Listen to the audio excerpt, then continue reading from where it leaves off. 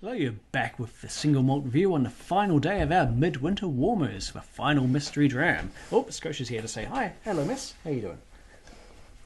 So we've had 7 amazing and unique drams, all cleverly selected for us. Now we've got only 1 left, and by pure happenstance, it is a bottle numbered 8. So It 8 is. the final dram. It made me wait. Number 8. And goodness, is it going to be worth waiting? Look at that. Boy. It is almost a black hole of a whiskey. Michael said there was a Dave whiskey in here, and there can surely only be one candidate. I have just noticed that the sun is slowly coming for me, so we're on the temple door is slowly grinding shut here, and we're going to have to Indiana Jones ourselves in there before I become even more of a blazing white effigy than I already am. So on it goes there. Look at that, the sun gleaming through it, even though it's slightly under the... There we go, close enough. So look at this. Look at this. What a comical colour, but... The colour of molasses or stout. This is... It's got a bit of it. When you're in a direct sun, it's gone kind of red. Good. But, like a very, very dark beer does when you hold up to the sun. This is, got to be flat out, one of the darkest whiskies I think we have ever had on this table. We've had darker rums, but rums is rums. And whiskey is whiskey. And now that we know this is Isla whiskey, this is truly something else. And that is a sooty, smoky, malty nose. Oh. Good grief. Okay. Coal and right, jute and oil. Yeah. I think this could be quite a special whiskey, so let's do this properly. Yeah. We didn't even really need to say that this is a sherry matured whiskey, but this is quite clearly sherry or wine wood. Yeah. There is no way this is anything. This has nothing to do with bourbon, or if it does, the bourbon has long since been overruled. Jeepers. And so, the peat is there, and it is quite sooty. It's quite an industrial peat. I have sort of a spectrum when I am gauging peat in Isla, and on one side is the factory, and on the other side is the beach. And they there's sort of like a bacon factory in between, which either features or does not. But broadly speaking, you're either in that tangy iodine spectrum, or you are closer to that really tarry, ropey, greasy. Like they're making Bedfords in there or something. Something's going on. There's some sort of industrial process. I think we're kind of in steam locomotive territory here. There's coal, but there's also grease, graphite grease, and other bit of old school industrial lubricants. It's got a weight to it as well. I suspect this is, again, probably needs a bit of heat, but I think this is going to tell us in no uncertain terms that it is at least 46%, and I wouldn't be at all surprised if it was a wee bit stronger. Let's see, full strength, both barrels. And that is, if not cast strength, pretty close too. Yep. Oh, wow. That has got some fumes to it. It is not... I do not think it is mega old. I do not think it is mega young either. I think this is probably let's give it an 8 to 12 years old, I think. Would be my pick. It's actually... Once it's on the palate, it's pretty dry. There's a lot of that sherry, sultanery, red apple fruitiness going on. Yeah, it's... Underneath it, at its heart...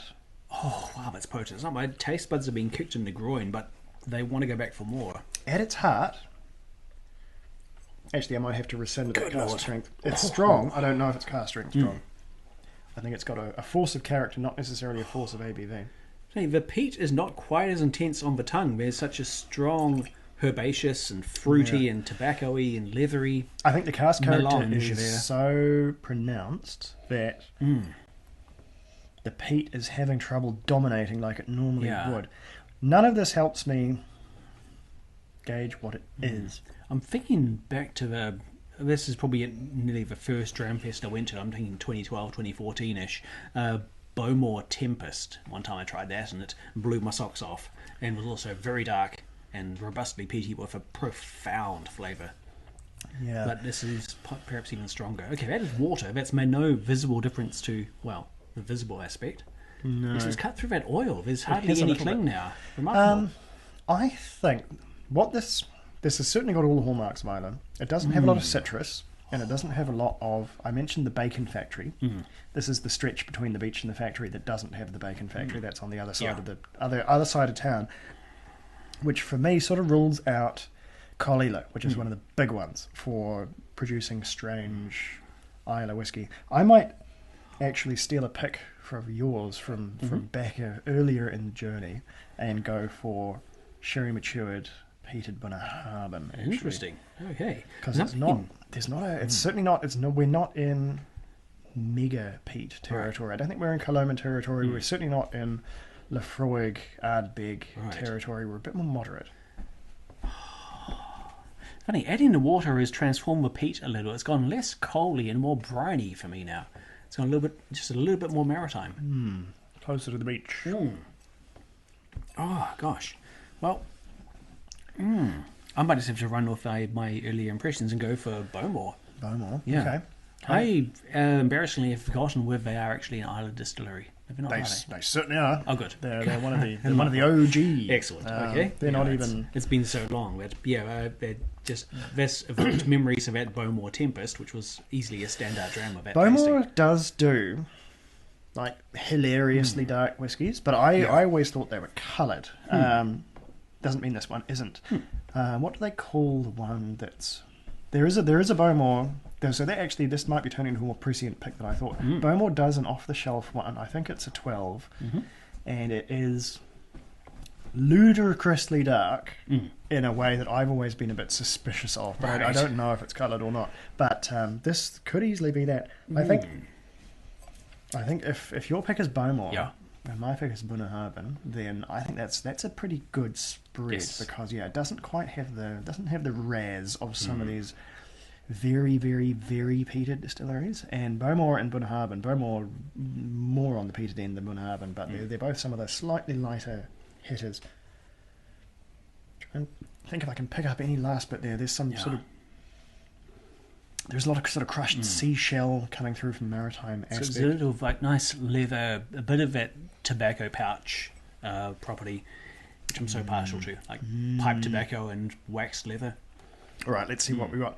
Where is the... That's a good question. I don't know. It'll be in the tankard probably, which I have... Oh, whoops. Dropped on the floor like a chunk. Okay. Hopefully it's still in there. Oh, it is indeed. It remains. Okay.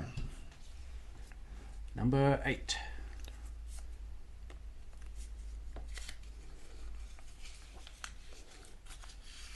Oh, it's going to be like Optimore or something because of 8. It's not Optimore. Oh, we have... Oh, yeah, we got a Colila. I'm seeing a 13 years old, 55.2% ABV. So PX finish. PX. That is where the Dave territory is. Infrequent flyers. PX. 55.2. Nice. So even stronger than I thought. Older than I thought as well. Yeah. Does PX... I'm actually not sure what size of cask PX comes in. Whether it's a... Sometimes can be pretty small. Whether it's a butt jobby or whether it's something smaller. Probably, I would assume something smaller. Yeah. So it is Colila. Interestingly, that's look at there's a bloom coming up on that. I guess it would explain the shift into a more maritime peat after adding water that I got after that initial smokiness. Yeah, not so much on the greasy hempen rope that I usually associate with. Well, because and for me it's lemon citrus and smoky bacon, and curiously absent on this one. But I guess when you've got the expressiveness of PX, and I'm digging myself furiously out of the hole here because I said it wasn't Colila, but when you've got that PX soupiness coming along, maybe that is a bit of an overriding factor. But and doesn't it hide the alcohol well? That is, I guess you got it kind of lit by this one. This blew my head off. I was thinking possibly above 55%, like nearing 60 perhaps, possibly a cask proof expression. Yeah, no, I was hazarding between 40 and 50, certainly not over 55. Potent. That's remarkable. Infrequent flyers with tasted the occasional offering from one channel. Had a few others off screen, but they're a rarer offering. They're doing well at picking, again, similar to say Adelphi, hand picking these unique casks which have a particular expression to them. Not the norm, not a complete outlier either, but something really special and just singular. I think the mission statement of Infrequent Flyers, and sort of as goes the name, was that they were... I thought it was that they were supposed to be putting a spotlight on less frequently bottled distilleries, which is certainly not the case for Collie because it's everywhere. It's basically the band leader for independent bottlers, but maybe in this case it's an unusual expression of Collie with the PX. That is a fantastic finish though, and having something which is this robustly peaty, but is carrying that peat so well in the form which I'm really enjoying. That is a champion of whiskey. It is lovely, and yes, a bona fide Dave whiskey too. And You'd love to see it. Truly brutal coloration, like normally that this really would is, be. Yeah, that almost beyond belief. in fact, that's about the colour of PX there. Like, it's about that hue when you brought. 13 years. That's a long time. If it was. You know, it says PX finish. So it is a finish, so goodness I knows guess it what doesn't else has even been need on the 13 way. years. But powerful stuff. PX will.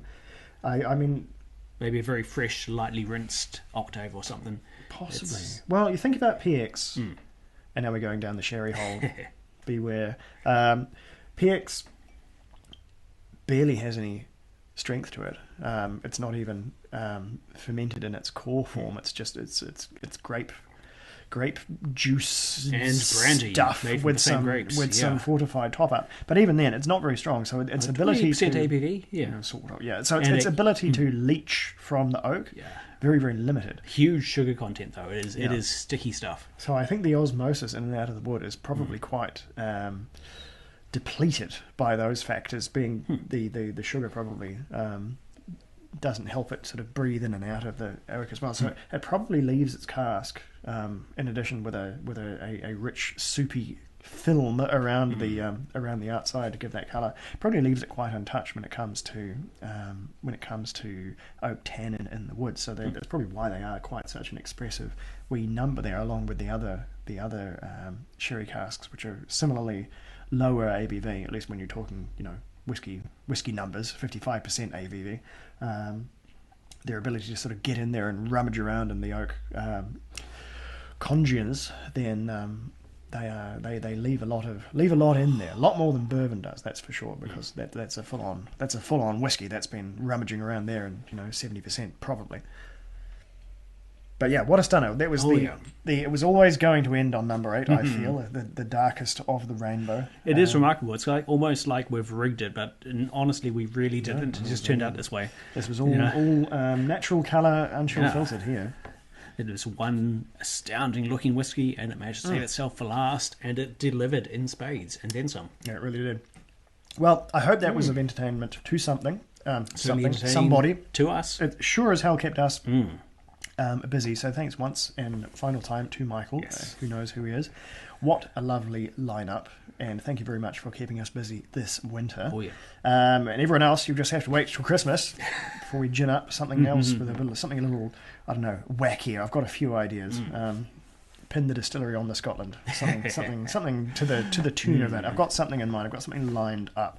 And to the break from tradition, I have a few interesting spiritus projects on the go in my mind. It's all cracking off together, and yes, and I'll have a bit more of a whiskey budget come Christmas as well. So I've got my eye. If someone buys it first, I've got something in the sights there, and we're going to go in on that one. So you'll just have to keep your powder dry, as we will, until then. I'm starting to lose it here and can just pronounce words like. They are something else, and also the light is about to. Apologies for the incredibly bright hands here.